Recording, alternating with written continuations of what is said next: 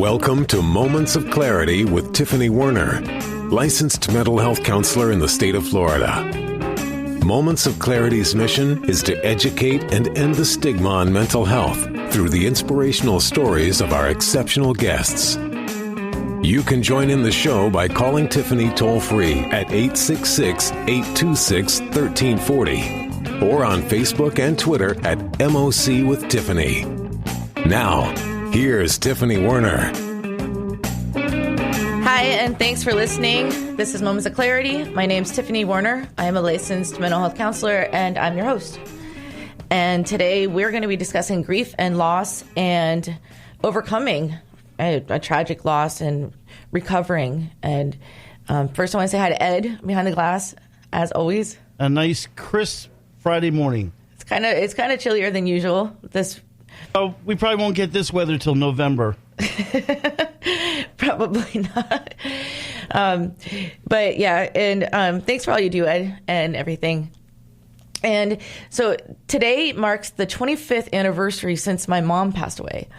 And that's 25 years. It seems like a lifetime ago, and it's definitely more than half my life that I've been without her. And I was just a kid when I lost her. So it's just really weird. And I like to celebrate these days, not so much mourn them, but to remember, there's like the time back in the day that, that I can remember having a mom, and just time went on. And if it didn't happen, I probably wouldn't be a therapist today. So that's really changed my life. And a lot of times overcoming our barriers in life is what makes us who we are. And sometimes good comes out of bad. And in this case, it did. So this is why I do what I do. So, and then shortly after my mom passed, my dad did, from Agent Orange. And we're going to be talking about different ways of loss. And I want to welcome you guys to call in 866-826-1340 if you have any stories that you'd like to share and ways that you've overcome grief or loss or tragic loss. And my guest today is a good friend of mine, and he's calling in from the UK, from London. And he's an author and host of the Poema podcast. And his work includes a focus on mental health, trauma, and in particular grief, and alongside of other topics such as spirituality, personal growth, and creativity. He's also a member of the Moments of Clarity team, helps out behind those scenes with the show, and is a wonderful author and a good friend of mine. And I want to welcome to Moments of Clarity, James Prescott. Hello. James, hi. It's great to be back. Can you hear me? I can, yeah. Oh, hi. Welcome, and thanks so much for being here today. I know we planned it, especially because we've both lost our loved ones, our mothers, and we were talking about this. And I was like, how am I going to do February 7th? Because it was just one of those days for me. So thank you so much for being here to talk about this show. I thought it'd be sad if I didn't acknowledge her today. So yeah, I was going to say I'm really sorry about what happened to you. I mean, I lost my mother 20 years ago. It's a long time. 20 years ago in April, I think. So it's very similar length of time. So I do know how it feels and what you'll be feeling today. So I think it's good to talk about it as well. It's very important because we all grieve and we all experience grief, different kinds of grief, and we need to learn how to grieve better and more healthier. In a healthy way. I mean, for me, it seems like a long time ago. I texted my brother today and said, today marks 25 years since Mom passed, and he's like, it seems like a whole different life. It does. It's because I haven't been alive long enough to, I've been without her longer than I was with her. So it's you kind of adapt. I mean, not kind of, you do. You have to. But it's never easy, and it's very traumatic when it happens, especially if it's a sudden loss. So talking a little bit about what you've been through, and I do want to welcome callers to call in 866-826-1340 and join us. And let's share our grief together. Yes, I mean, my story really was, I've been, I think there's two grievings, two kind of major grievings that I've had in my life. One of them, my mother didn't actually die, but she fundamentally changed. and the other one, obviously, she passed away. Now, the first one was in 1985 when I was 8 years old. She had a massive asthma attack and was in a coma, and they thought she was going to die. She was on a ventilator, so there wasn't much hope, but she managed to pull through. The only problem was that the asthma attack had damaged her short-term memory, so she lost her short-term memory. It did improve a little bit, but ultimately she was not able to work again. She was still, in every other way, she was still perfectly normal. You wouldn't have noticed it on the surface, but she couldn't be the independent woman that she was before. So the life that she was going to have, the possibility of what her life was going to be, died that day. So there was a grieving for her of a life that she was going to have and expected to have and then didn't have. And there was also a kind of grieving for, and I've only just realised this myself, there was a grieving for me, especially because I was 8 years old, so I remembered what she was like before. There was a grieving for me of a life that I thought I was going to have and then didn't have. Because there's absolutely no doubt that if that had not happened, then my life would have been very, very different. But that kind of event indirectly led to my childhood trauma, which was linked to my parents, my mother not being able to deal with what had happened to her and falling into addiction was a direct result of that event. So she fell into addiction after her asthma attack? Yeah, because she couldn't live with who she'd become. She didn't want. Yeah, that would be hard to not have any short-term memory. memory. She was literally grieving who she was and the death of who she was in a way. So she became alcoholic. And, she couldn't work because she was at home all day and depressed, which I completely understand. So, and that eventually kind of broke up their marriage, my parents' marriage. And for my dad, it was difficult because he was grieving the woman he was married to because she wasn't the same. Right. So there was a lot of grieving going on, in our family. Like instant change is the hardest too. That happened. Sorry. Instant change is the hardest too. It's just that's right. Yeah, that's right. It was completely instant. It was and it was out of the blue. It was not expected, and there wasn't much precedent for it. So, and back then they didn't have the support for mental health and trauma and grief that we have now. So it was a very difficult period. That was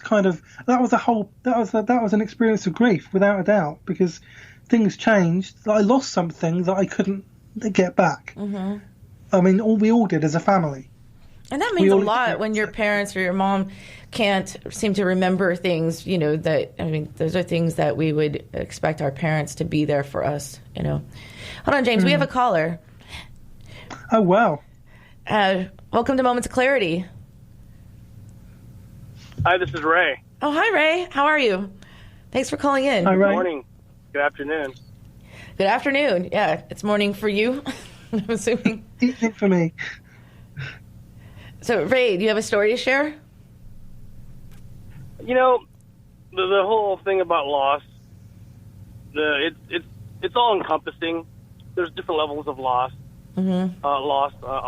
On my end, I had something that affected me a great deal, and just to circle back, I had suffered from PTSD because of this, and it wasn't because of my military service, which was the irony in it. I had gotten into a really bad argument with my father back in 2001. This was about a month after the towers went down, and we had gotten into a really stupid argument, and I wanted to just be the big man here. And so, I said some not so nice things, and then after I thought about it, I figured, okay, well, I'll apologize to him on a Saturday. On this weekend, I'm just too busy. And this was a Tuesday we got into the spat, and he died on a Friday, that Friday. And, there was overwhelming guilt and thinking that, I might have, disappointed him. But, when you come to think of it, he was suffering from cancer. To wish that my father was still around would have been really selfish because of the suffering he went through. And there is no clock when it comes to extreme grief, and there is no there's just no other way to go about it other than to just take your time and just process it slowly. There is don't give yourself a time limit and expect yourself to let it go. And letting go doesn't mean you don't love them or care for them anymore. It just means that you've reached that point of not resolve but acceptance. And when you do reach that point, it's so much more bearable. It's easier, and it becomes part of your everyday life. And then that's when the healing begins. But I think you shouldn't force yourself to heal. And it's okay to cry. If you need to cry, again, I cried Absolutely. for almost 8 years straight, and that's what put me in therapy. It wasn't from all my years of military service overseas. It was just losing my father and the extreme guilt I had over that. And, I had to realize, my dad loved me no matter what I said. Yes. So, hey, Yeah. definitely. And those last conversations, I can remember I was just a teenager with my mom and getting a fight with her about hiding butter in the potatoes or something. And I was being a picky eater. And that haunted me for a while until I became a mother myself. And then my son was saying, what do you want me to get fat? I don't need to eat this, even though it was healthy. And you don't get mad. You don't understand. As a mom, you look like you just love your kids, and you don't take things like that personally. I'm sure your dad was the same way, just knowing that it's just, it was just an argument, that there's unconditional love no matter what, especially when it's a parent with a child. But it takes a while to lose that, to understand that, to remember, when we have a sudden loss like that, there's survival guilt, there's unresolved issues, there's would-haves, could-haves, should have spent more time, and wishing that we did. And a lot of that kind of stuff really resonates for years and years, and I don't know that it ever goes away, but still, it's a bad feeling. My thought on grief is that it doesn't go away. It just evolves. It changes over time. Grief is not linear. It's kind of circular. There's kind of layers to it, but you're always grief that starts out with the raw. It's like the raw pain, like when it first happens, like when my mother passed away. Right. I remember getting the phone call which woke me up on a Saturday morning. It was my dad telling me that my mother passed away, and so that day kind of was a bit. It was a bit of a kind of, I was in a bit of a trance almost that day. You're in shock, and then there's kind of anger, and then there's, all of that, and crying. You're right. It's so, so important. It's so important. It's so healing, and you can never do it enough.